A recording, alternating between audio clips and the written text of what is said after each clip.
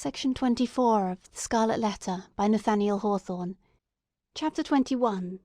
The New England Holiday. Betimes in the morning of the day on which the new governor was to receive his office at the hands of the people, Hester Prynne and little Pearl came into the market-place.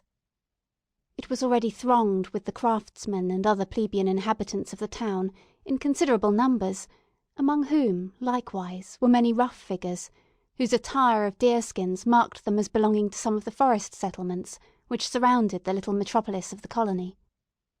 On this public holiday, as on all other occasions for 7 years past, Hester was clad in a garment of coarse grey cloth.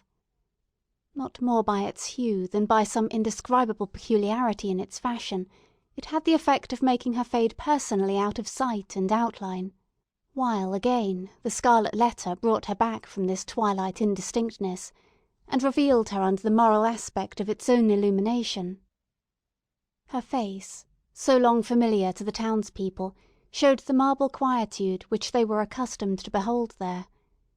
It was like a mask, or rather like the frozen calmness of a dead woman's features, owing this dreary resemblance to the fact that Hester was actually dead, in respect to any claim of sympathy, and had departed out of the world with which she still seemed to mingle.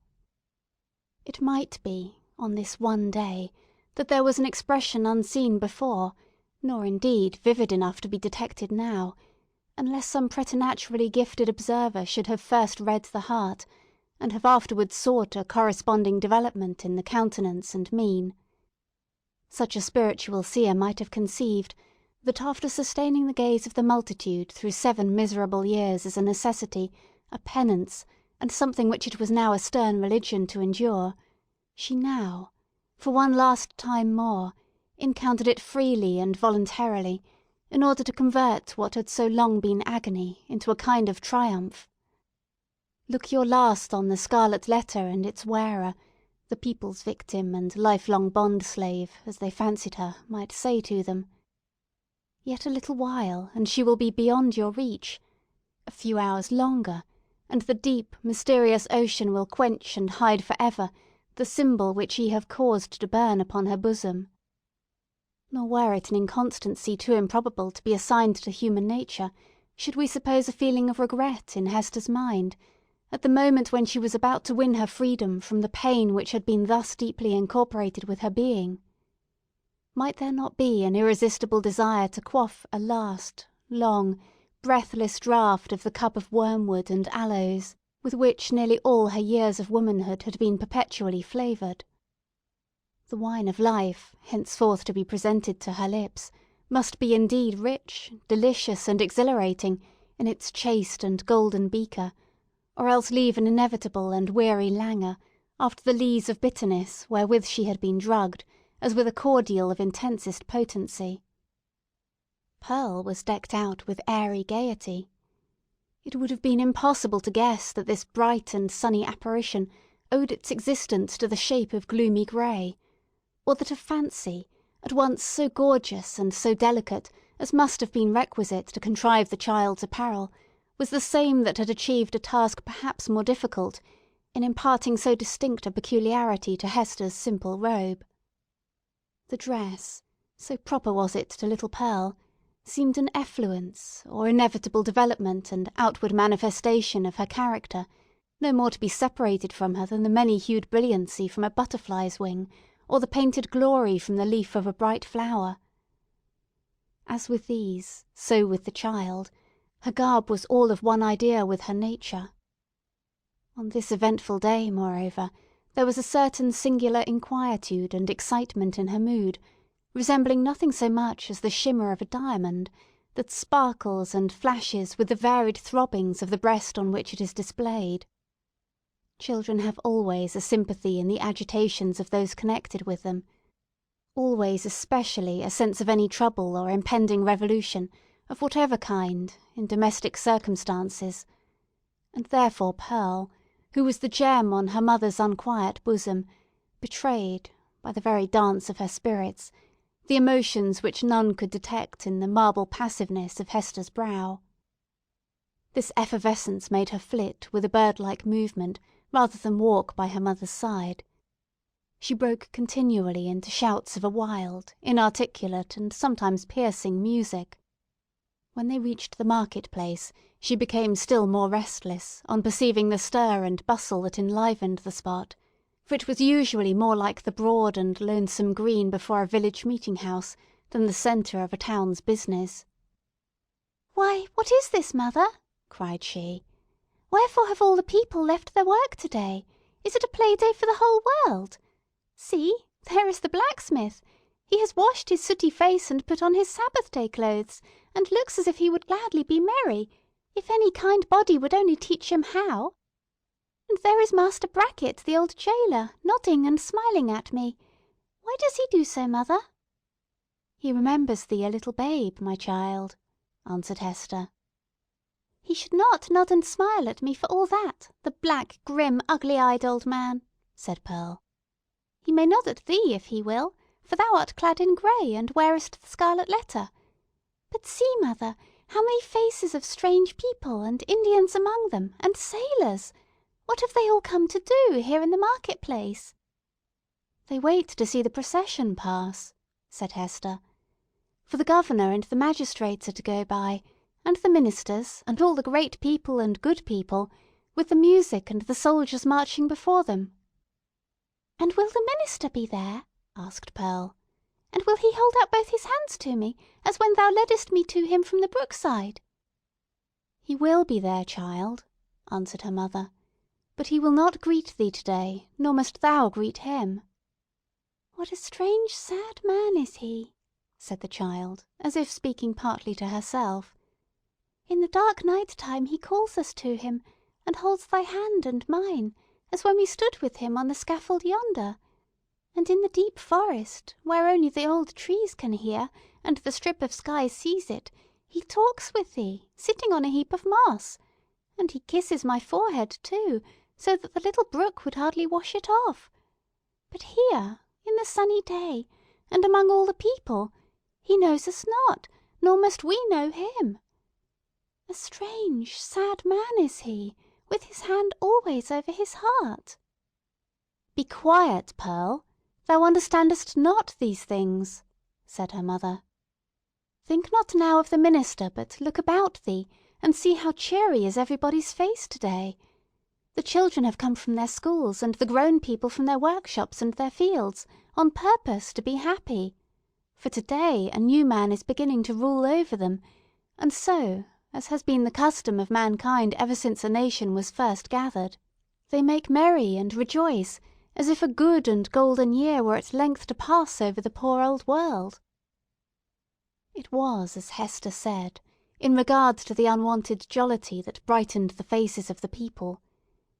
Into this festal season of the year, as it already was and continued to be during the greater part of 2 centuries, the Puritans compressed whatever mirth and public joy they deemed allowable to human infirmity, thereby so far dispelling the customary cloud, that, for the space of a single holiday, they appeared scarcely more grave than most other communities at a period of general affliction. But we perhaps exaggerate the grey or sable tinge which undoubtedly characterized the mood and manners of the age. The persons now in the market-place of Boston had not been born to an inheritance of puritanic gloom. They were native Englishmen, whose fathers had lived in the sunny richness of the Elizabethan epoch, a time when the life of England, viewed as one great mass, would appear to have been as stately, magnificent, and joyous as the world has ever witnessed. Had they followed their hereditary taste, the New England settlers would have illustrated all events of public importance by bonfires, banquets, pageantries, and processions. Nor would it have been impracticable, in the observance of majestic ceremonies, to combine mirthful recreation with solemnity, and give, as it were, a grotesque and brilliant embroidery to the great robe of state, which a nation, at such festivals, puts on. There was some shadow of an attempt of this kind in the mode of celebrating the day on which the political year of the colony commenced.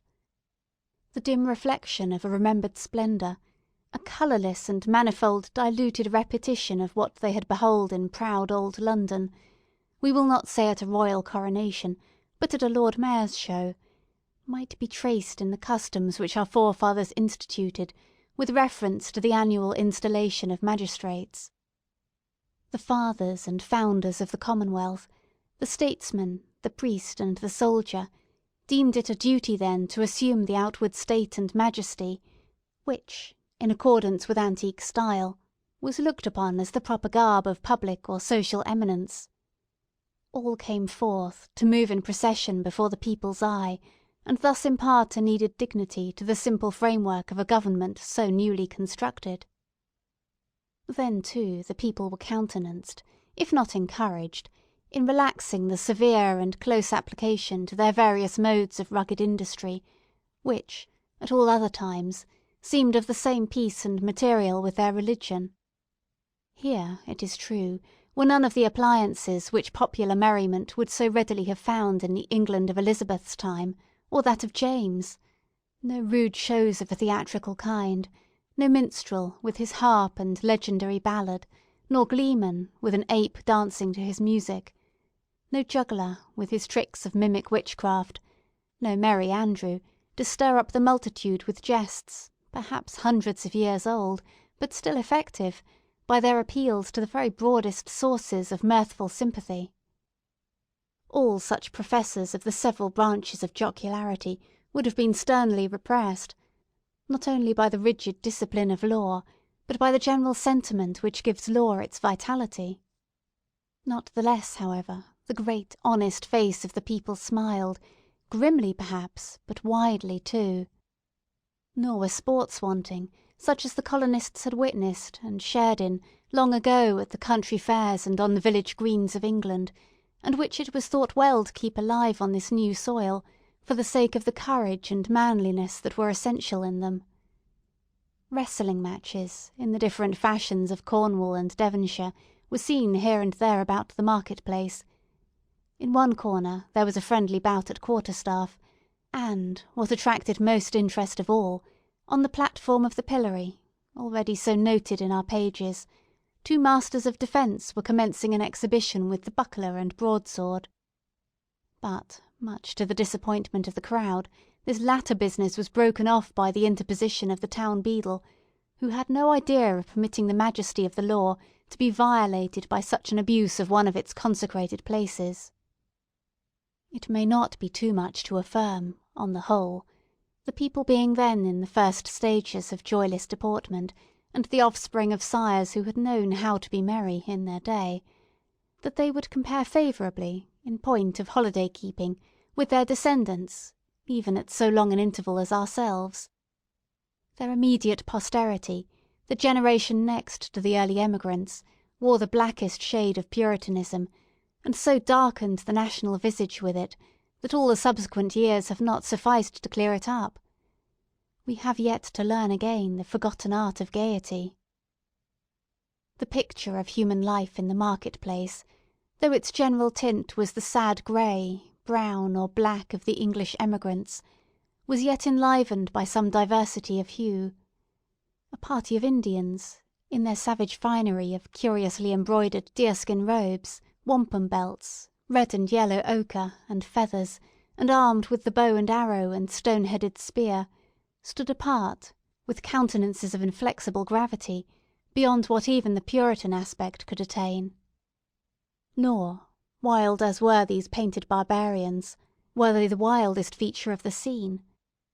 This distinction could more justly be claimed by some mariners, a part of the crew of the vessel from the Spanish Main, who had come ashore to see the humours of election day. They were rough-looking desperadoes, with sun-blackened faces and an immensity of beard. Their wide, short trousers were confined about the waist by belts, often clasped with a rough plate of gold, and sustaining always a long knife, and, in some instances, a sword. From beneath their broad-brimmed hats of palm-leaf gleamed eyes which, even in good nature and merriment, had a kind of animal ferocity. They transgressed, without fear or scruple, the rules of behaviour that were binding on all others, smoking tobacco under the beadle's very nose, though each whiff would have cost a townsman a shilling, and quaffing, at their pleasure, draughts of wine or aqua vitae from pocket flasks, which they freely tendered to the gaping crowd around them. It remarkably characterized the incomplete morality of the age, rigid as we call it, that a licence was allowed the seafaring class, not merely for their freaks on shore, but for far more desperate deeds on their proper element. The sailor of that day would go near to be arraigned as a pirate in our own. There could be little doubt, for instance, that this very ship's crew, though no unfavourable specimens of the nautical brotherhood, had been guilty, as we should phrase it, of depredations on the Spanish commerce, such as would have perilled all their necks in a modern court of justice. But the sea, in those old times, heaved, swelled, and foamed very much at its own will, or subject only to the tempestuous wind, with hardly any attempts at regulation by human law. The buccaneer on the wave might relinquish his calling, and become at once, if he chose, a man of probity and piety on land, nor, even in the full career of his reckless life, was he regarded as a personage with whom it was disreputable to traffic or casually associate.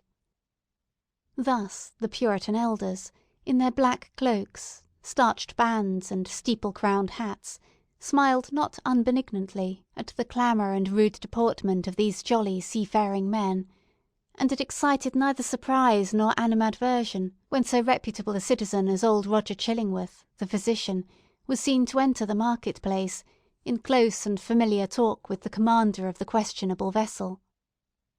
The latter was by far the most showy and gallant figure, so far as apparel went, anywhere to be seen among the multitude. He wore a profusion of ribbons on his garment, and gold lace on his hat, which was also encircled by a gold chain, and surmounted with a feather. There was a sword at his side, and a sword cut on his forehead, which, by the arrangement of his hair, he seemed anxious rather to display than hide.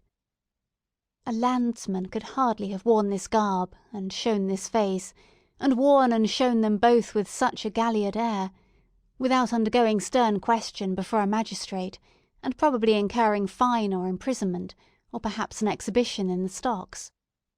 As regarded the shipmaster, however, all was looked upon as pertaining to the character, as to a fish his glistening scales. After parting from the physician, the commander of the Bristol ship strolled idly through the market-place, until, happening to approach the spot where Hester Prynne was standing, he appeared to recognise, and did not hesitate to address her. As was usually the case wherever Hester stood, a small vacant area, a sort of magic circle, had formed itself about her, into which, though the people were elbowing one another at a little distance, none ventured or felt disposed to intrude. It was a forcible type of the moral solitude in which the Scarlet Letter enveloped its fated wearer, partly by her own reserve, and partly by the instinctive, though no longer so unkindly, withdrawal of her fellow creatures. Now, if never before, it answered a good purpose, by enabling Hester and the seaman to speak together without risk of being overheard, and so changed was Hester Prynne's repute before the public, that the matron in town most eminent for rigid morality could not have held such intercourse with less result of scandal than herself. "So, mistress," said the mariner, "I must bid the steward make ready one more berth than you bargained for. No fear of scurvy or ship fever this voyage. What with the ship's surgeon and this other doctor, our only danger will be from drug or pill, more by token, as there is a lot of apothecary's stuff aboard, which I traded for with a Spanish vessel." "What mean you?" inquired Hester, startled more than she permitted to appear. "Have you another passenger?" "Why, know you not," cried the shipmaster, "that this physician here, Chillingworth he calls himself, is minded to try my cabin fare with you? Ay, ay, you must have known it, for he tells me he is of your party, and a close friend to the gentleman you spoke of, he that is in peril from these sour old Puritan rulers." "They know each other well indeed," replied Hester, with a mien of calmness, though in the utmost consternation. "They have long dwelt together." Nothing further passed between the mariner and Hester Prynne. But, at that instant she beheld old Roger Chillingworth himself standing in the remotest corner of the market-place, and smiling on her, a smile which, across the wide and bustling square, and through all the talk and laughter, and various thoughts, moods, and interests of the crowd, conveyed secret and fearful meaning.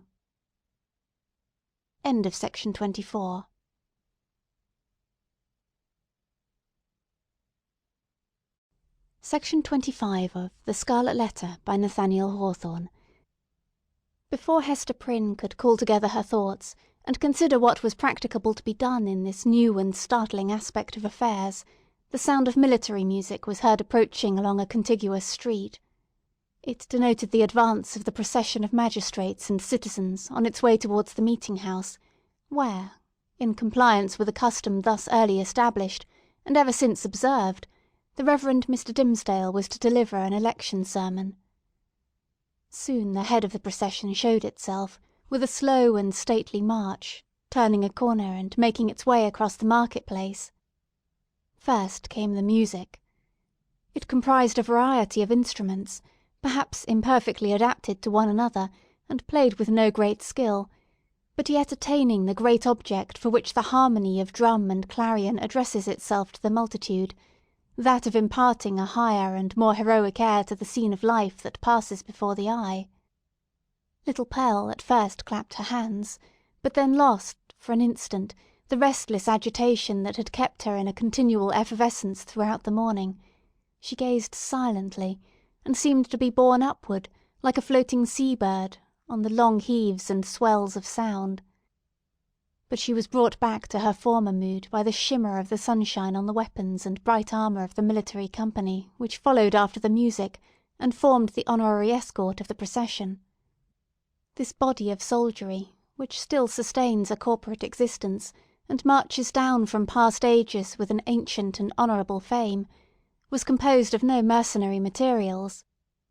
Its ranks were filled with gentlemen, who felt the stirrings of martial impulse, and sought to establish a kind of college of arms, where, as in an association of Knights Templars, they might learn the science, and, so far as peaceful exercise would teach them, the practices of war.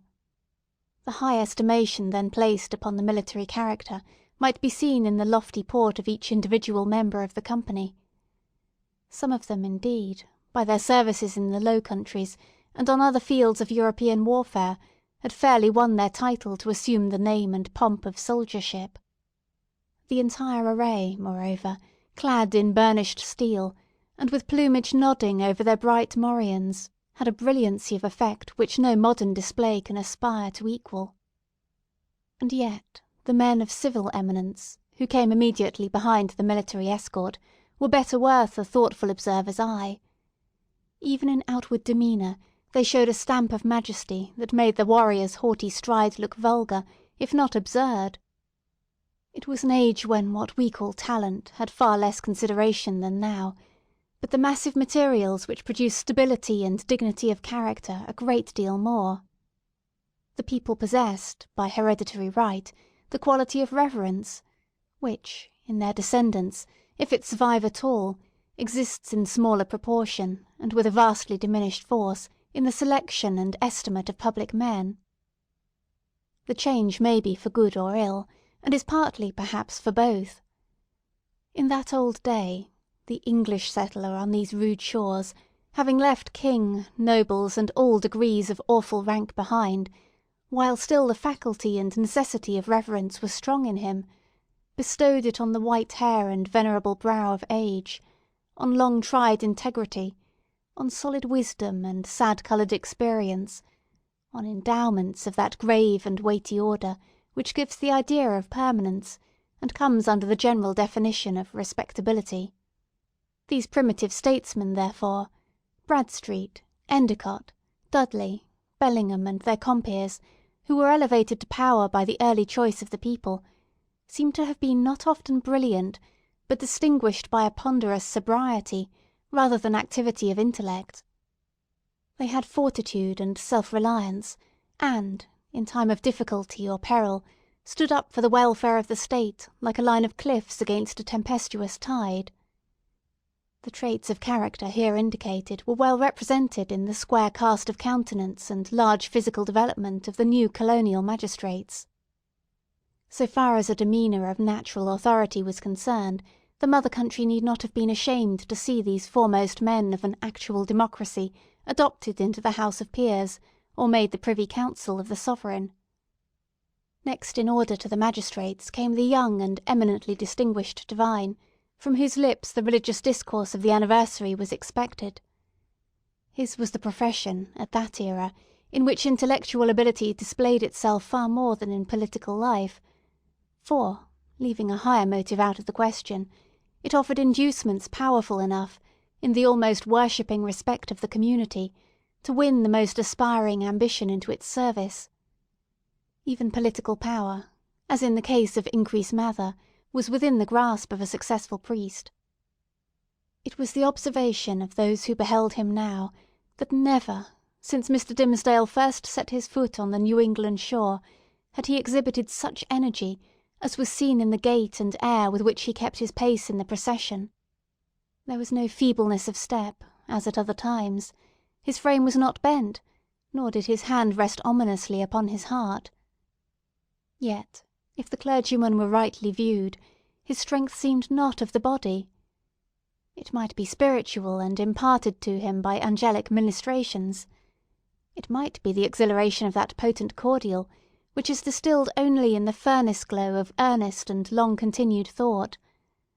Or, perchance, his sensitive temperament was invigorated by the loud and piercing music that swelled heavenward and uplifted him on its ascending wave. Nevertheless, so abstracted was his look, it might be questioned whether Mr. Dimmesdale even heard the music. There was his body, moving onward, and with an unaccustomed force. But where was his mind? Far and deep in its own region, busying itself, with preternatural activity, to marshal a procession of stately thoughts that were soon to issue thence, and so he saw nothing, heard nothing, knew nothing of what was around him, but the spiritual element took up the feeble frame and carried it along, unconscious of the burden, and converting it to spirit like itself. Men of uncommon intellect, who have grown morbid, possess this occasional power of mighty effort, into which they throw the life of many days, and then are lifeless for as many more. Hester Prynne, gazing steadfastly at the clergyman, felt a dreary influence come over her, but wherefore or whence she knew not, unless that he seemed so remote from her own sphere, and utterly beyond her reach. One glance of recognition, she had imagined, must needs pass between them. She thought of the dim forest, with its little dell of solitude, and love, and anguish, and the mossy tree trunk, where, sitting hand in hand, they had mingled their sad and passionate talk with the melancholy murmur of the brook. How deeply had they known each other then? And was this the man? She hardly knew him now. He, moving proudly past, enveloped as it were in the rich music, with the procession of majestic and venerable fathers. He, so unattainable in his worldly position, and still more so in that far vista of his unsympathizing thoughts through which she now beheld him. Her spirit sank with the idea that all must have been a delusion, and that, vividly as she had dreamed it, there could be no real bond betwixt the clergyman and herself. And thus much of woman was there in Hester, that she could scarcely forgive him, least of all now, when the heavy footstep of their approaching fate might be heard, nearer, nearer, nearer, for being able so completely to withdraw himself from their mutual world, while she groped darkly, and stretched forth her cold hands, and found him not. Pearl either saw and responded to her mother's feelings, or herself felt the remoteness and intangibility that had fallen around the minister. While the procession passed, the child was uneasy, fluttering up and down, like a bird on the point of taking flight. When the whole had gone by, she looked up into Hester's face. "Mother," said she, "was that the same minister that kissed me by the brook?" "Hold thy peace, dear little Pearl," whispered her mother. "We must not always talk in the market-place of what happens to us in the forest." "I could not be sure that it was he, so strange he looked," continued the child. "Else I would have run to him, and bid him kiss me now, before all the people, even as he did yonder among the dark old trees. What would the minister have said, mother? Would he have clapped his hand over his heart, and scowled on me, and bid me begone?" "What should he say, Pearl?" answered Hester, "save that it was no time to kiss, and that kisses are not to be given in the market-place. Well for thee, foolish child, that thou didst not speak to him." Another shade of the same sentiment, in reference to Mr. Dimmesdale, was expressed by a person whose eccentricities, or insanity as we should term it, led her to do what few of the townspeople would have ventured on, to begin a conversation with the wearer of the Scarlet Letter in public. It was Mistress Hibbins, who, arrayed in great magnificence, with a triple ruff, a broidered stomacher, a gown of rich velvet, and a gold-headed cane, had come forth to see the procession. As this ancient lady had the renown, which subsequently cost her no less a price than her life, of being a principal actor in all the works of necromancy that were continually going forward, the crowd gave way before her, and seemed to fear the touch of her garment, as if it carried the plague among its gorgeous folds. Seen in conjunction with Hester Prynne, kindly as so many now felt towards the latter, the dread inspired by Mistress Hibbins was doubled, and caused a general movement from that part of the market-place in which the two women stood. "Now, what mortal imagination could conceive it?" whispered the old lady confidentially to Hester. "Yonder divine man! That saint on earth, as the people uphold him to be, and as, I must needs say, he really looks! Who now, that saw him pass in the procession, would think how little while it is since he went forth out of his study, chewing a Hebrew text of Scripture in his mouth, I warrant, to take an airing in the forest? Aha! We know what that means, Hester Prynne. But truly, forsooth, I find it hard to believe him the same man. Many a church member saw I, walking behind the music, that has danced in the same measure with me, when somebody was fiddler, and, it might be, an Indian powwow or a Lapland wizard changing hands with us. That is but a trifle when a woman knows the world. But this minister! Couldst thou surely tell, Hester, whether he was the same man that encountered thee on the forest path?" "Madam, I know not of what you speak," answered Hester Prynne, feeling Mistress Hibbins to be of infirm mind, yet strangely startled and awe-stricken by the confidence with which she affirmed a personal connection between so many persons, herself among them, and the Evil One. "It is not for me to talk lightly of a learned and pious minister of the word like the Reverend Mr. Dimmesdale." "Fie, woman, fie!" cried the old lady, shaking her finger at Hester. "Dost thou think I have been to the forest so many times, and have yet no skill to judge who else has been there? Yea, though no leaf of the wild garlands, which they wore while they danced, be left in their hair, I know thee, Hester, for I behold the token. We may all see it in the sunshine, and it glows like a red flame in the dark. Thou wearest it openly, so there need be no question about that. But this minister! Let me tell thee, in thine ear. When the black man sees one of his own servants, signed and sealed, so shy of owning to the bond as is the Reverend Mr. Dimmesdale, he hath a way of ordering matters so that the mark shall be disclosed in open daylight to the eyes of all the world. What is it that the minister seeks to hide, with his hand always over his heart? Ha, Hester Prynne!" "What is it, good Mistress Hibbins?" eagerly asked little Pearl. "Hast thou seen it?" "No matter, darling," responded Mistress Hibbins, making Pearl a profound reverence. "Thou thyself wilt see it, one time or another. They say, child, thou art of the lineage of the Prince of Air. Wilt thou ride with me, some fine night, to see thy father? Then thou shalt know wherefore the minister keeps his hand over his heart." Laughing so shrilly that all the market-place could hear her, the weird old gentlewoman took her departure. By this time the preliminary prayer had been offered in the meeting-house, and the accents of the Reverend Mr. Dimmesdale were heard commencing his discourse. An irresistible feeling kept Hester near the spot. As the sacred edifice was too much thronged to admit another auditor, she took up her position close beside the scaffold of the pillory. It was in sufficient proximity to bring the whole sermon to her ears, in the shape of an indistinct but varied murmur and flow of the minister's very peculiar voice. This vocal organ was in itself a rich endowment, insomuch that a listener, comprehending nothing of the language in which the preacher spoke, might still have been swayed to and fro by the mere tone and cadence. Like all other music, it breathed passion and pathos, and emotions high or tender, in a tongue native to the human heart, wherever educated. Muffled as the sound was by its passage through the church walls, Hester Prynne listened with such intentness, and sympathised so intimately, that the sermon had throughout a meaning for her, entirely apart from its indistinguishable words.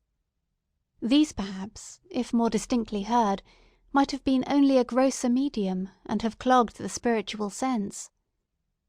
Now she caught the low undertone, as of the wind sinking down to repose itself, then ascended with it, as it rose through progressive gradations of sweetness and power, until its volume seemed to envelop her with an atmosphere of awe and solemn grandeur. And yet, majestic as the voice sometimes became, there was for ever in it an essential character of plaintiveness. A loud or low expression of anguish, the whisper or the shriek, as it might be conceived, of suffering humanity, that touched a sensibility in every bosom. At times this deep strain of pathos was all that could be heard, and scarcely heard, sighing amid a desolate silence. But even when the minister's voice grew high and commanding, when it gushed irrepressibly upward, when it assumed its utmost breadth and power, so overfilling the church as to burst its way through the solid walls, and diffuse itself in the open air, still, if the auditor listened intently, and for the purpose, he could detect the same cry of pain. What was it? The complaint of a human heart, sorrow-laden, perchance guilty, telling its secret, whether of guilt or sorrow, to the great heart of mankind, beseeching its sympathy or forgiveness, at every moment, in each accent, and never in vain. It was this profound and continual undertone that gave the clergyman his most appropriate power. During all this time Hester stood, statue-like, at the foot of the scaffold. If the minister's voice had not kept her there would nevertheless have been an inevitable magnetism in that spot, whence she dated the first hour of her life of ignominy. There was a sense within her, too ill-defined to be made a thought, but weighing heavily on her mind, that her whole orb of life, both before and after, was connected with this spot, as with the one point that gave it unity. Little Pearl, meanwhile, had quitted her mother's side, and was playing at her own will about the market-place. She made the sombre crowd cheerful by her erratic and glistening ray, even as a bird of bright plumage illuminates a whole tree of dusky foliage by darting to and fro, half seen and half concealed amid the twilight of the clustering leaves. She had an undulating, but oftentimes a sharp and irregular movement. It indicated the restless vivacity of her spirit, which today was doubly indefatigable in its tiptoe dance, because it was played upon and vibrated with her mother's disquietude. Whenever Pearl saw anything to excite her ever-active and wandering curiosity, she flew thitherward, and, as we might say, seized upon that man or thing as her own property, so far as she desired it, but without yielding the minutest degree of control over her motions in requital. The Puritans looked on, and, if they smiled, were none the less inclined to pronounce the child a demon offspring, from the indescribable charm of beauty and eccentricity that shone through her little figure, and sparkled with its activity. She ran and looked the wild Indian in the face, and he grew conscious of a nature wilder than his own. Thence, with native audacity, but still with a reserve as characteristic, she flew into the midst of a group of mariners, the swarthy-cheeked wild men of the ocean, as the Indians were of the land, and they glanced wonderingly and admiringly at Pearl, as if a flake of the sea foam had taken the shape of a little maid, and were gifted with a soul of the sea fire that flashes beneath the prow in the night time. One of these seafaring men, the shipmaster indeed who had spoken to Hester Prynne, was so smitten with Pearl's aspect that he attempted to lay hands upon her with purpose to snatch a kiss. Finding it as impossible to touch her as to catch a humming-bird in the air, he took from his hat the gold chain that was twisted about it, and threw it to the child. Pearl immediately twined it around her neck and waist, with such happy skill that, once seen there, it became a part of her, and it was difficult to imagine her without it. "Thy mother is yonder woman with the Scarlet Letter," said the seaman. "Wilt thou carry her a message from me?" "If the message pleases me, I will," answered Pearl. "Then tell her," rejoined he, "that I spake again with the black-visaged, hump-shouldered old doctor, and he engages to bring his friend, the gentleman she wots of, aboard with him. So let thy mother take no thought, save for herself and thee. Wilt thou tell her this, thou witch-baby?" "Mistress Hibbins says my father is the Prince of the Air," cried Pearl, with a naughty smile. "If thou callest me that ill name, I shall tell him of thee, and he will chase thy ship with a tempest." Pursuing a zigzag course across the market-place, the child returned to her mother, and communicated what the mariner had said. Hester's strong, calm, steadfastly enduring spirit almost sank, at last, on beholding this dark and grim countenance of an inevitable doom, which, at the moment when a passage seemed to open for the minister and herself out of their labyrinth of misery, showed itself, with an unrelenting smile, right in the midst of their path. With her mind harassed by the terrible perplexity in which the shipmaster's intelligence involved her, she was also subjected to another trial. There were many people present, from the country round about, who had often heard of the Scarlet Letter, and to whom it had been made terrific by 100 false or exaggerated rumours, but who had never beheld it with their own bodily eyes. These, after exhausting other modes of amusement, now thronged about Hester Prynne with rude and boorish intrusiveness. Unscrupulous as it was, however, it could not bring them nearer than a circuit of several yards. At that distance they accordingly stood, fixed there by the centrifugal force of the repugnance which the mystical symbol inspired. The whole gang of sailors, likewise, observing the press of spectators, and learning the purport of the Scarlet Letter, came and thrust their sunburnt and desperado-looking faces into the ring.